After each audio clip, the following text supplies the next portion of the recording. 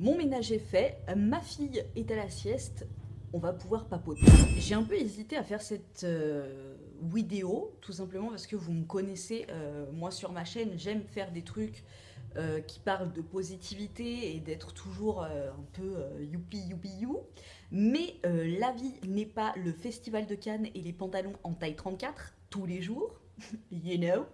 Donc voilà, je me suis dit qu'il fallait que j'en parle, que en fait au même titre que ma vidéo grossesse où je vous avais raconté un peu mes galères, ça m'avait fait du bien d'en parler. J'avais eu en fait des retours hyper bienveillants et positifs.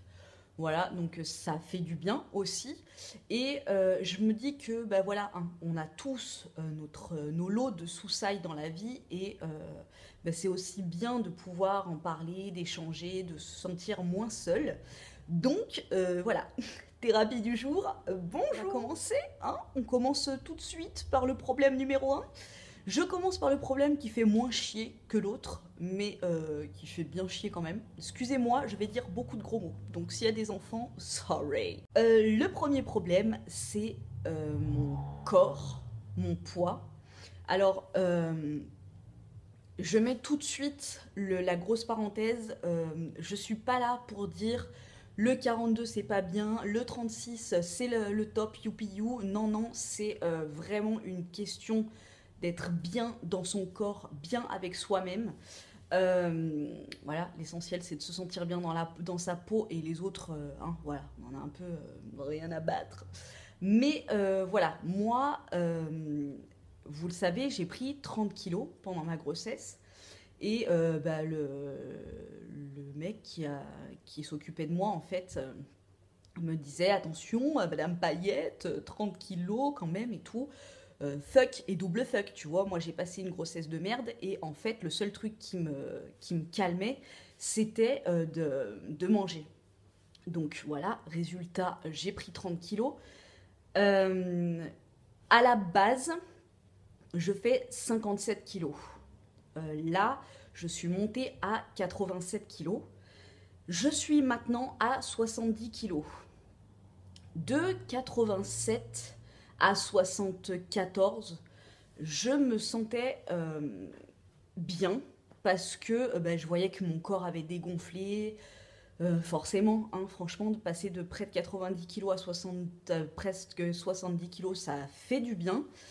Donc je me sentais mieux, je commençais à m'acheter des pantalons en taille 42. Voilà. Et maintenant, donc j'ai perdu 4 kilos encore, je suis à 70. Et là, c'est une catastrophe. Je me sens hyper mal dans mon corps. Euh, Franchement, filmer, j'espère que mes vidéos vous plaisent et que voilà, vous prenez du plaisir à regarder ma chaîne. Moi, je prends du plaisir à vous faire des vidéos. J'adore vous lire, j'adore les échanges qu'on peut avoir. Mais pour moi, en ce moment, c'est très pénible. Pas de filmer parce que je regarde l'objectif. Je me regarde pas dans l'écran. Mais le montage, c'est juste horrible. En fait, enfin, faut que je garde les bonnes proportions aussi. Hein. C'est pas horrible, tu vois, c'est pas insurmontable. J'ai pas envie de me planter un pieu dans le cœur à chaque fois que je fais un montage.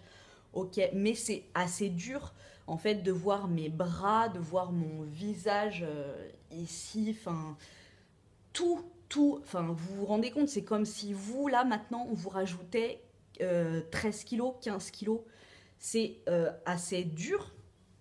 Donc voilà, j'adore faire des vidéos, mais c'est assez pénible. C'est d'ailleurs pour ça que je fais pas trop de vidéos cuisine. C'est pas la raison numéro une parce que, comme je vous l'avais dit, ça me prend beaucoup de temps. Mais aussi dans mes vidéos cuisine, je suis debout et je me vois debout. Et c'est perturbant, tu vois. En fait, là, en ce moment, je fais complètement abstraction. Je ne regarde plus mon corps, quoi. Voilà, c'est un peu la galère. Alors, vous me direz pourquoi tu fais pas un régime et tout, machin. Je fais pas de régime. Alors, j'évite le placard de mon fils avec viennoiserie, bonbons, gâteaux, hein, bien entendu. Mais je fais pas de régime. Tu vois, je me mets pas à manger que des carottes et des feuilles parce que j'ai peur après de perdre vite, mais de reprendre. Et c'est absolument pas ce que je veux, tellement j'ai peur de garder score en fait. Donc je perds, je vois que je perds, ça prend beaucoup de temps, c'est long, mais normalement, si j'ai pas de frustration, je me crée pas de frustration ni de machin. Normalement, croisons les doigts, je devrais ne pas reprendre ce que je perds là. Donc voilà, c'est bien chiant dans mon quotidien. Voilà, là en plus, hein, on est d'accord, c'est l'été, les piscines vont ouvrir. Merci madame, je ressemble à une pastèque.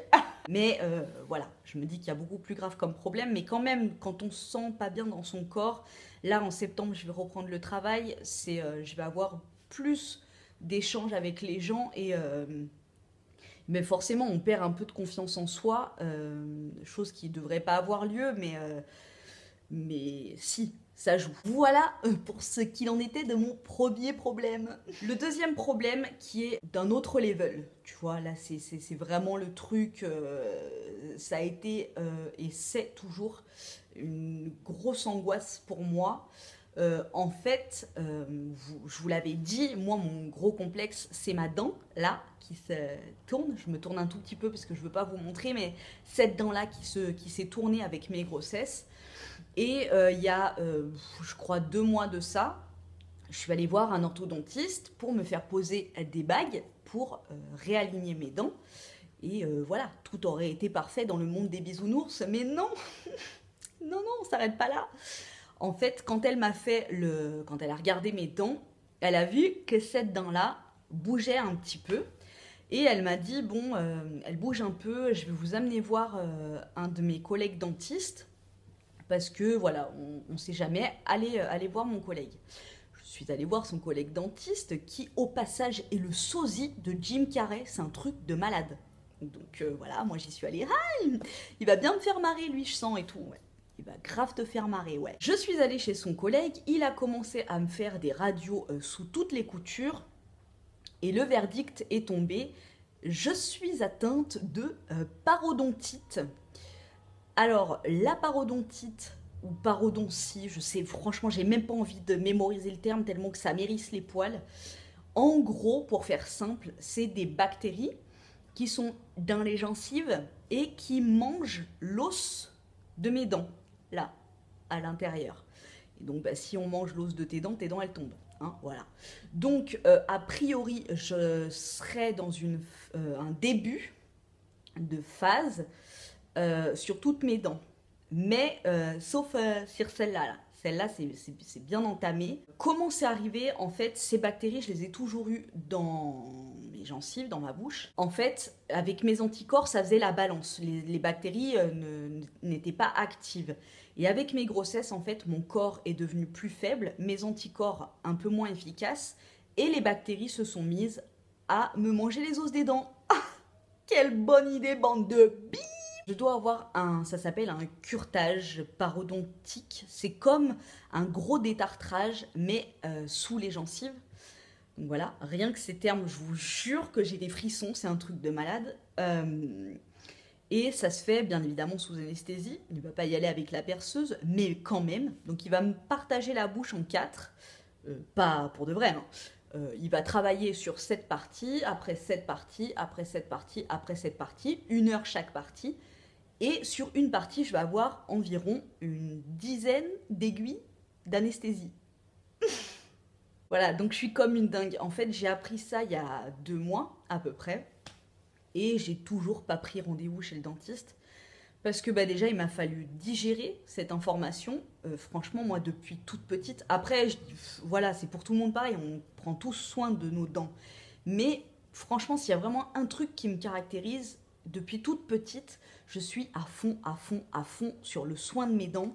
Je me brosse les dents entre 6 et 8 fois par jour. C'est vraiment un truc qui me caractérise. Je suis connue pour ça. Enfin, connue, pas dans le monde entier, hein, je suis pas Madonna, mais dans ma famille, je suis connue pour ça. Et donc, du coup, bah voilà, quand il m'a dit ça, je me suis dit, putain, mais pourquoi, quoi? Pourquoi? C'est comme si tu prenais tout le temps hyper soin de tes pieds et qu'on te dit que t'as des champignons sur les pieds, tu vois, Mais fuck! Encore une fois, on est d'accord, c'est pas une maladie très grave ou machin, ça se guérit, bon bah voilà, il va me faire le curetage et je touche du bois, normalement mes dents devraient se stabiliser et enfin surtout pas, enfin l'état ne devrait pas s'aggraver. Mais il faut que je franchisse le pas, que j'accepte déjà, que je franchisse le pas et que je prenne rendez-vous.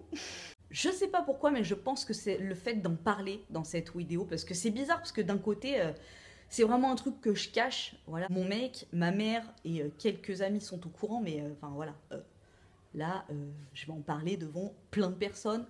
Mais c'est bizarre, d'un côté, je me dis, ça a un côté un petit peu booster, et pour moi, ça m'a touché au plus profond de moi, de ma féminité, de... Voilà, même si je sais que ça va pas changer grand-chose dans l'aspect visuel, mais à l'intérieur de moi, tu vois. Enfin, je sais pas trop comment expliquer, mais c'est assez dur. Ma petite assistante qui vient de s'incruster dans la vidéo, j'espère qu'elle va rester tranquille. Les commentaires sont ouverts, bien évidemment. Vous pouvez dire tout ce que vous voulez, mais pour éviter de se foutre le bourdon tous, ce qui serait super cool dans les commentaires, c'est que on raconte tous une blague ou une anecdote marrante. Voilà, comme ça, tu vois, tu regardes ça, après ça te fait ruminer tes problèmes, tu lis les commentaires et tu rigoles un bon coup. Moi, personnellement, je lirai vos commentaires chez le dentiste. Et pour apporter ma pierre à l'édifice, je vais moi-même vous raconter une petite anecdote. Il y a 2 ans de ça, je crois, quand j'étais en formation, quand j'étais assistante de vie scolaire, j'avais une formation, en fait, dans un grand lycée. Et il y avait plein de salles différentes, il y avait plein d'endroits et j'étais un petit peu en retard, je savais pas du tout quelle était ma salle. Du coup, j'étais dans le couloir, le grand lycée là, et me vient une folle envie de chanter une chanson de Queen. Il y avait personne, hein, tout le monde était... il y avait personne dans les couloirs. Et j'étais là, maman, ouh, bien fort, bien fort. Enfin, normal, tu vois, je chantais comme là vous avez entendu. Et en poussant mon cri ouh, j'ai poussé une porte en me disant il y aura personne. Et là, la salle, c'était un amphi énorme, blindé, et c'était ma salle.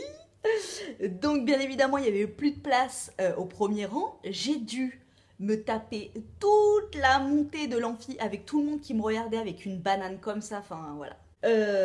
Et voilà, ça a été la teon de ma journée, mais sur le coup j'ai pas trop rigolé, mais maintenant bon j'en rigole parce que... Voilà, donc si vous avez des petites anecdotes marrantes ou des petites blagues, ça fera marrer tout le monde et ça détendra l'atmosphère. Voilà, ça m'a beaucoup plu cette petite vidéo à cœur ouvert, j'aime bien discuter avec vous, un petit peu thérapeutique comme ça. Je vous fais des gros bisous, je pense fort à celles et ceux qui ont des problèmes beaucoup plus importants que les miens. Je vous fais des gros bisous et je vous envoie plein de pensées positives. Plein de bonheur.